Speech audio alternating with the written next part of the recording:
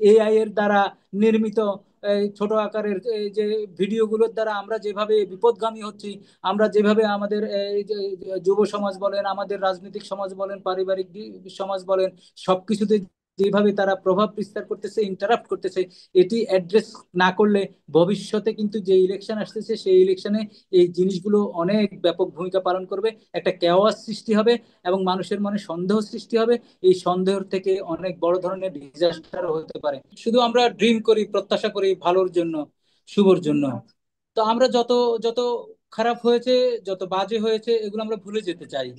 আমরা নতুন করে শুরু করতে চাই, নতুন করে শুরু করতে চাই এই কারণে যে আপনি এই 5ই আগস্ট আমরা যে সনদ দিয়েছি, যে বীরের কথা বলেছি, শহীদদের কথা বলেছি, পঙ্গুদের কথা বলেছি। সুতরাং আমি মনে করি যে ওদের যে আত্মত্যাগ এবং যে যে কারণগুলোতে আত্মত্যাগ, এগুলো তো প্রকাশিত, প্রচারিত, সারা বাংলাদেশের মানুষ জানে। তো সুতরাং আমি মনে করি এই সেদিকেই এখনো অ্যাড্রেস করার সময় আছে। এবং যে যে সংস্কার কমিশনগুলো এখানে কাজ করতেছে, ওরা মিনিমাম মিনিমাম একটা সংস্কারের রূপরেখা দিয়ে এবং বাস্তবায়ন করে মানুষের স্বস্তির জায়গাটা অ্যাড্রেস করবেন, মানুষের ড্রিমের জায়গাটা অ্যাড্রেস করবেন, প্রত্যাশার জায়গাটা অ্যাড্রেস করবেন।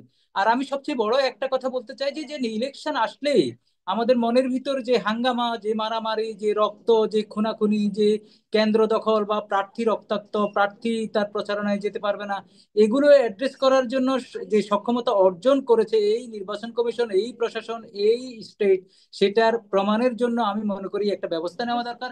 এবং আমি বারবার বলে আসছি, সেটা প্রমাণ করার জন্য একটু এই যে স্থানীয় কয়েকটা নির্বাচন, অথবা ছাত্র সংসদ নির্বাচন, অথবা ইউনিয়ন পরিষদের পর্যায়ে নির্বাচন, ইভেন পেশাজীবী যে সংগঠনগুলো আছে, আমি তো বলতে চাই যে সুপ্রিম কোর্টের মতো জায়গায় সুপ্রিম কোর্টের যিনি প্রেসিডেন্ট, উনি কিন্তু ভোটের জন্য, জাতীয় সংসদে নির্বাচনের জন্য উনি প্রতিদিন চিৎকার করেন, অথচ ওনার টেনিউর মার্চ মাসে শেষ হয়ে গিয়েছে। আমাদের সুপ্রিম কোর্টে ক্যালেন্ডার অনুসারে ভোট হয় মার্চ মাসে।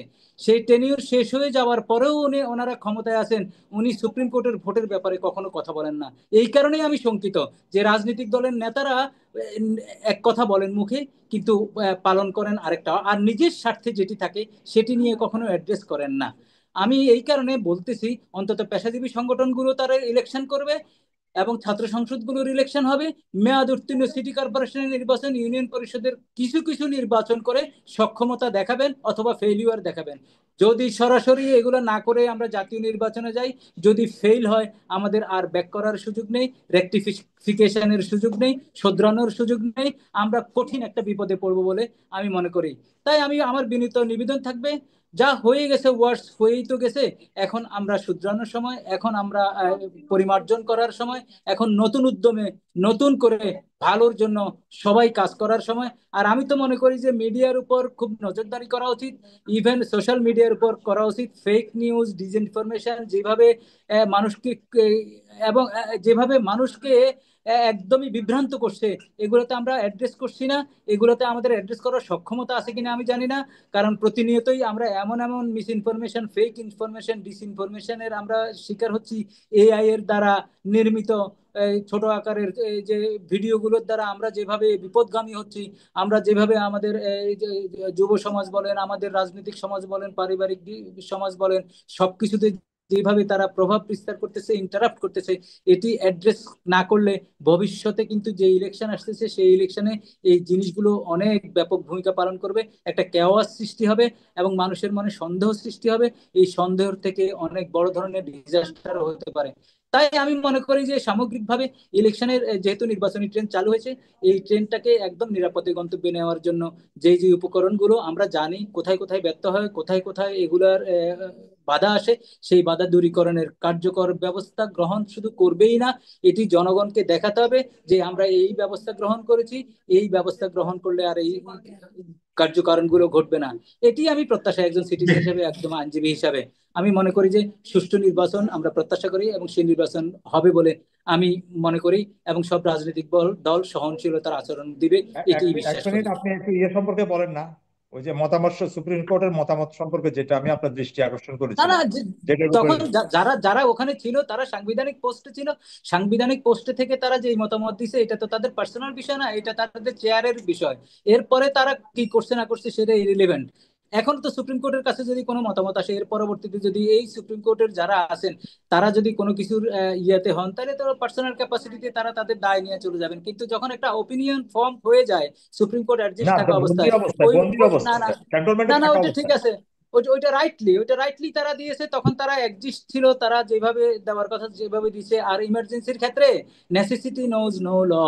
আর কথা হলো এই যেই নেসেসিটিতে তারা দিয়েছে কি দেয় নাই এটা নিয়ে 1 বছর পরে আমাদের ডিবেটের কোনো সুযোগ নাই। আমাদের এখন কথা হলো আমাদের কি কাজ হয়েছে, কি কাজ হয়নি, কি কাজ করতে হবে, এটি নিয়ে ফোকাস করা উচিত বলে আমি মনে করি আমাদের পিছনে ফিরে আমরা শুধু ডিবেট করব, হচ্ছে না হয় না এটা না সেটা না।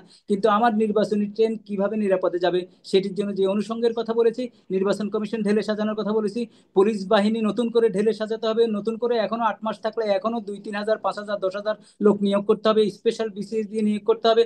নির্বাচনে যারা জড়িত আছে তাদের পরিবর্তে কাদেরকে নেওয়া যায়, আমরা তো বলেছি জুডিশিয়াল থেকে রিটার্নিং অফিসার করতে, সেই প্রপোজালের কথা বলেছি।